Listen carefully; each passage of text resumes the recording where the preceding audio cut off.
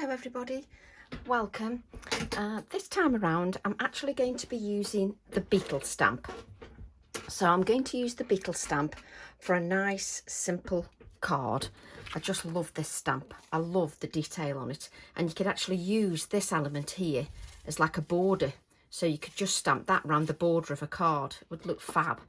Now what I'm going to do is I'm going to use some colours that I've not used in a long time.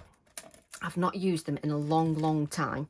And what I'm going to do is I'm going to use lemon and ruby acrylic paints. And I haven't used these for a very long time. And what I'm going to do is I'm going to apply them to my non-stick craft sheet. Whoops. And then what I'm going to do, I think I need a little bit more paint, just a touch more paint. And then what I'm going to do is spray the paint over my acrylic block. Just give me a different look. Apply the paint over my acrylic block and just add layers of that paint. And then what I'm going to do is I'm going to spritz the paint with water. And then I'm going to apply those paints over my card, just to give me a more random feel to my background. Just gives me a random feel to the background. So just lift that up, and then we've got our background. And if you want, you can do a second generation print. But what I'm going to do, the thing with applying the paint this way is that you get a lot denser paint. And if you're not very good with the brayer, you can sponge the colour onto your acrylic block. If you want, you can actually sponge that colour on. So what I'm going to do is just dry that. Now there isn't enough yellow on there for me, so I'm just going to apply a touch more yellow. So it's like mono printing with your acrylic block really. And it just sort of, it gives definitely a different look to your paints. So what I'm going to do is I'm going to apply the paint, just going to add it directly to my acrylic block and just brayer that. And as you can see, I've still got some paint on my brayer from before, which is absolutely fine. And then I can move this paint exactly where I want it. So I'm just going to place that on the top. So I'm just mono printing with the acrylic block just to get a different feel. As you can see, it sort of smooshes the ink, but you're smooshing it with an acrylic block. So I'm just going to give that a dry. Just give that a dry. If you can, you could take a second generation print. I haven't got the luxury of time to do that, but you could make a second generation print. I'm just going to dry this now, and then I can show you the texture from the paint, the texture that you get. So you need to give this a good dry, just to make sure that paint layer is lovely and dry. And then we can just sort of build on that even more. But I love the background. It's just a nice simple way to get an artsy looking backdrop without having to worry whether you, sometimes if you try and apply something too perfectly and you're thinking about it too much, it always turns out a mess somehow. But when you apply it to an acrylic block, because you haven't really got anything to think about, you're just applying it to that block, you don't tend to think about it so much, if that makes sense. So you get a more random feel. It doesn't feel forced at all. The technique doesn't feel forced. So just give that a dry.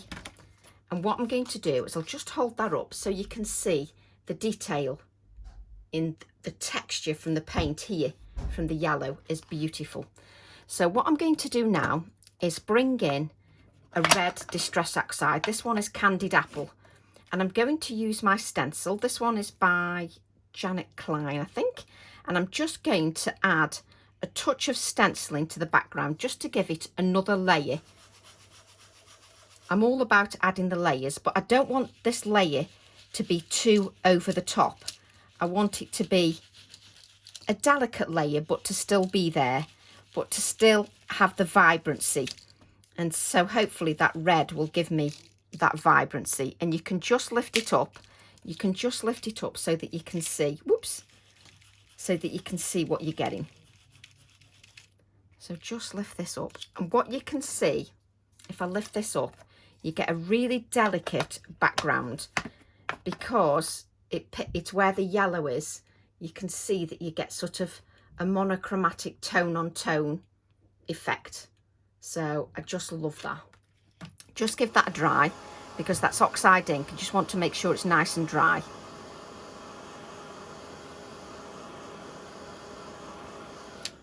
And then what I'm going to do is I'm going to add some stamping, and I'm going to use the Beetles. So I want to add up to here. So these 3 layered elements, I don't want the last bug, the last beetle. Sounds charming, doesn't it? I don't want the last bug. So I'm just going to aim for those 3, and I'm going to give that a really good inking, just to make sure, because this is still, however, even though it feels dry, there is still some moisture in that. So I just need to make sure that I've got a really good layer of ink. So I just take my time just to tap that ink. And as always, with most of my demonstrations, I'm using a VersaFine Clair Nocturne. And I'm just going to bring my card closer to me just so I can see exactly where I'm stamping. And this is where I'm aiming for. Brilliant. So I'm just going to allow that ink to sit for a few moments, just to give it time to rest on the card. Because I've got those thick layers of paint. Those layers that we applied with the acrylic block are quite thick. So obviously it needs time to sort of soak in and absorb into that card. So I'm just pressing very lightly. I'm not sort of pressing too hard. And then what I'm going to do is lift my acrylic block just so that I make sure I get this central area here. And that's the one advantage with the All and Create acrylic blocks. I've got that flexibility just to allow me to lift a little bit, which is perfect. It works really well for me and I love it. And just look at that. I love the vibrancy. I love the vibrancy of the colour. I just think that looks fab. What I've got now is I've got a circle. And what I'm going to do now is stamp once again, but I'm just going to add a touch of colour this time. But this time, I'm just going to add a touch of the lemon. I've still, obviously if you use lemon and red, then you're going to get orange tones. So obviously if there's still some of that red on there, just add a little bit more yellow. And then I'm just going to brayer. That's all I want. I don't want any more. And you can brayer off the excess onto a spare piece of card. So we'll actually do that just so we can brayer off that excess, just so you can see that there's actually still a fair bit of paint on there, and you could even create another card, and it's a beautiful blend of colour. So I do like that. I mean, that's in itself can be a card. So what I'm going to do now is just give this a dry. Just give that a dry. And then I'm going to take my stamp once again. I always move my stamp sets out of the way, and then I get to the stage where I can't find them again because I keep moving them out of the way. Don't know why I do that. So what I'm going to do is aim for the big bug, the big beetle. That's the one I'm going to aim for. Just to stamp him, it's a him. Going to stamp him onto the circular piece. So, and again, I can hover so I can decide where I want it. So I've decided, yes, I need to ink another one of those letters because it is going to catch that letter as well. Just give that a fair inking.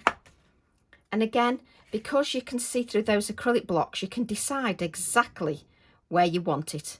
So I'm going to go there, like so.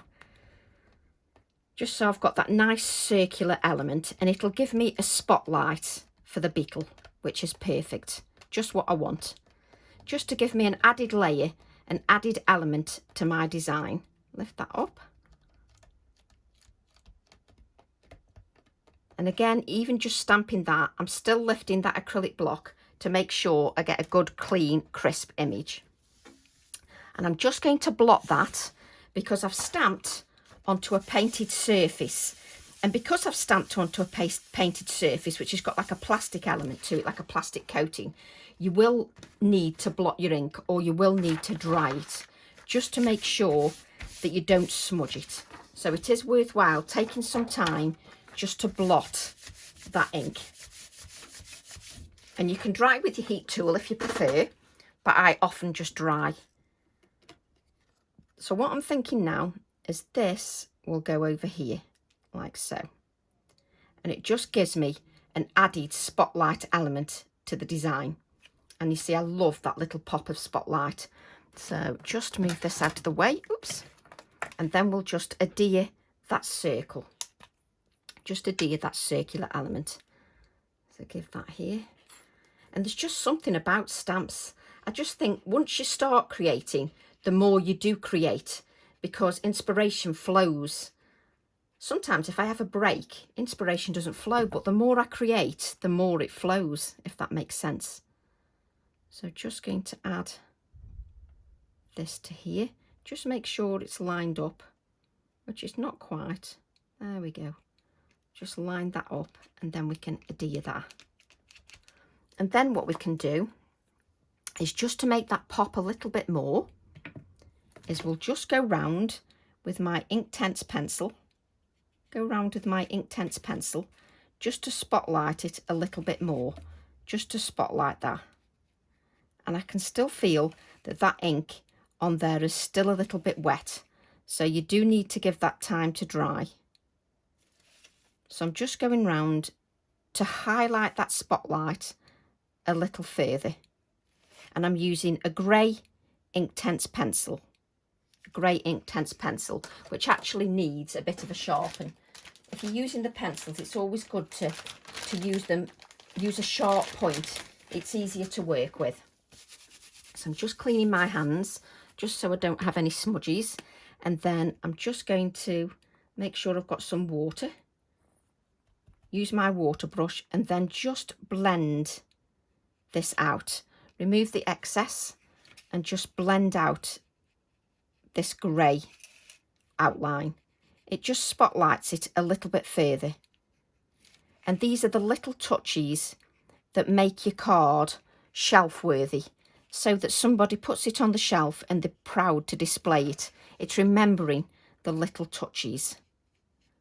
That's my favourite bit, actually. I love adding the little touches. That's my favourite part about creating cards or mixed media pieces. And that's what I love about the stamps.